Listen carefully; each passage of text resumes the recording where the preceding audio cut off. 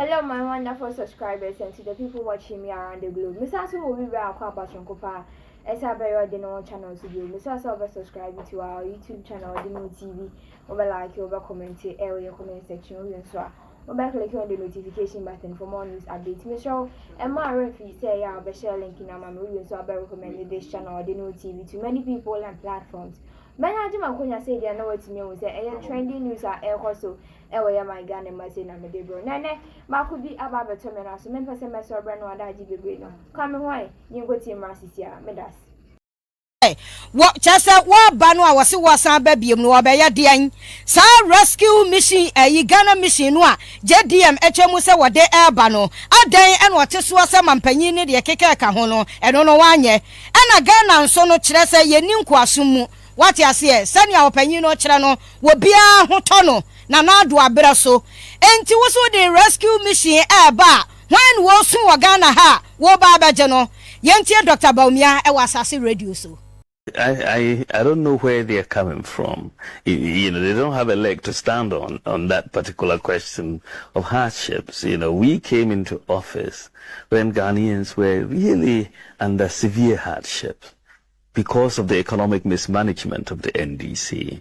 You recall, there could be no more hardship than 4 years of doomsday that Ghanaians had to endure 4 years. Jobs lost, people died, businesses collapsed, you know, because of doomsday. It's a serious occurrence that Ghanaians lived under. You know, you had a situation where the National Health Insurance Scheme had reverted to cash and carry. That was real hardship because people who were poor, who could not afford the cash to carry, were not given health care. The card wasn't being accepted. So, because the government could not pay the service providers, you had these huge arrears. And so there was real hardship. The ambulance service basically had collapsed. You had no working ambulance services, very few ambulances.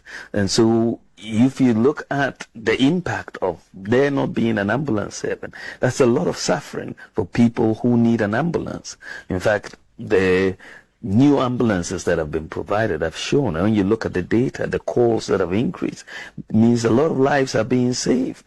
You know, without of that, the hardships of the teacher trainees who got their allowances cancelled, you know, and they were reliant. And a lot of these teacher trainees, in fact, they were having families that relied on these allowances. The allowances of the nursing trainees were also cancelled. Arabic instructors' allowances cancelled. You look at the recruitment, the job situation.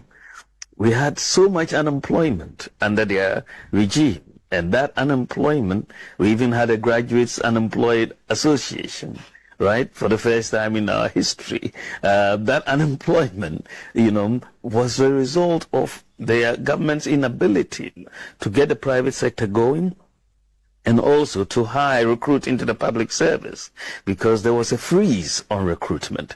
So you'd find nurses would finish for 4 years and they would be sitting at home after their training. Same with teachers and so on. And there was no recruitment. Agric extension officers, no recruitment. There was just so much unemployment in there, and that was hardships to people who could not find a job to do. Teachers were paid 3 months for 3 years work, right? The 3-month pay policy, right? You know, so these were real hardships that people were enduring under the NDC.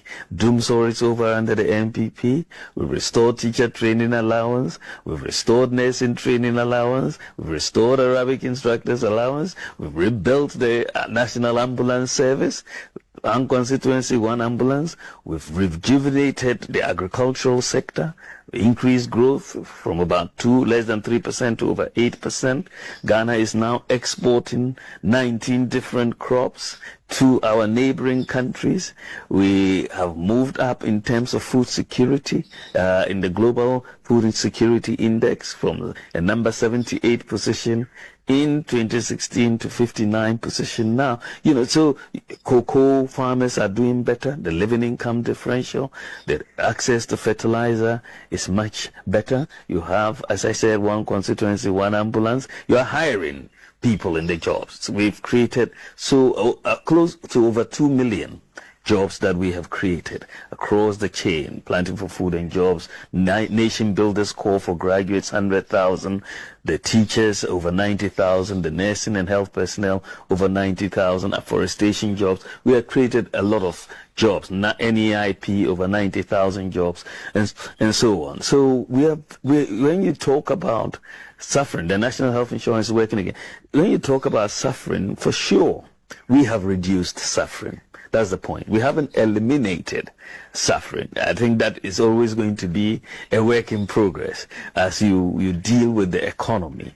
You cannot say you have eliminated suffering. But compared to what we inherited from the NDC, we have reduced a lot of suffering.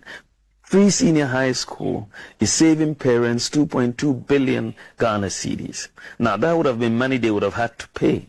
And a lot of suffering. A lot of mothers had to sell their precious possessions, and fathers had to look for money to just send the kid to school. A lot of girls that you would have seen doing KIA today are going to school that you're seeing. In fact, one of my friends said that maids are difficult to find in Accra these days because the kids are all going to school, and the parents have come and taken them and they're going to school. They were suffering before. The free SHS has reduced that suffering.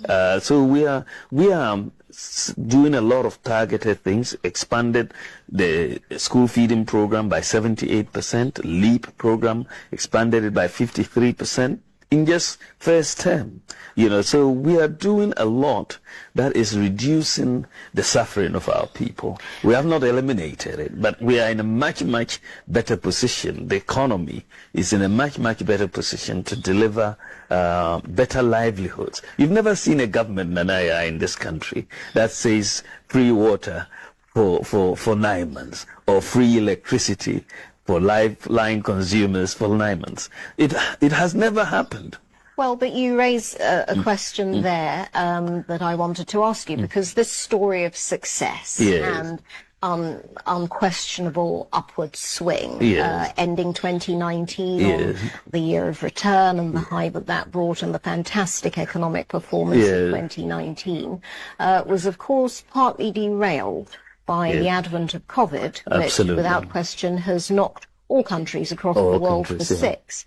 So do you not think that there is some justification in the sense that, as the NDC would put it, the trajectory that we took, which they see it as a high borrowing and high spending approach to get us to the point where we ended 2019, has been knocked off course by 2020? Well, I think that what is clear, as you have said, Nanaya, is that COVID has really impacted adversely almost every economy in the world because of its impact on growth, its impact on government revenues, and so on. And Ghana has not been left out. We have also been impacted. And the Minister of Finance had to go back to Parliament to present a revised budget given the implications of COVID. Before COVID, we were looking at deficits of under 5%, given the fiscal rule that we had been operating under since 2017 coming into play. We really had brought down the deficits to under 5%. Right? And that was a remarkable achievement all through to 2019. Of course, COVID presented a different case where we had to come in and protect lives and livelihoods, right? Whether it's Germany, whether it's the UK, whether it's America, even Angela Merkel said, we are not going to be looking at the statistics now. We're going to be looking at lives, right? So the president, very, very smartly said, right now, economic management is going to be focused on protecting lives and livelihoods. We want to save our people from COVID. right? And so the deficit, because revenues are falling, expenditures have to go up also to protect lives and livelihoods, PPEs, and when you ask people to stay home, they use more electricity. We want people to wash their hands, and we have to give incentives to businesses which were collapsing, and we have to give incentives to the health sector, professionals who are saving our lives. So when you look at all of that, it meant the expenditures had to go up, even in the face of declining revenues. But we knew that this was something we had to do to save the economy, because we knew how to manage the economy. We knew how to get this economy growing again, as the president said, but we didn't know how to bring a life back. So the focus in terms of the prioritization was on lives and livelihoods. So you'd see that the deficit in 2020, we're projecting about 11.4% or so of a deficit in 2020. And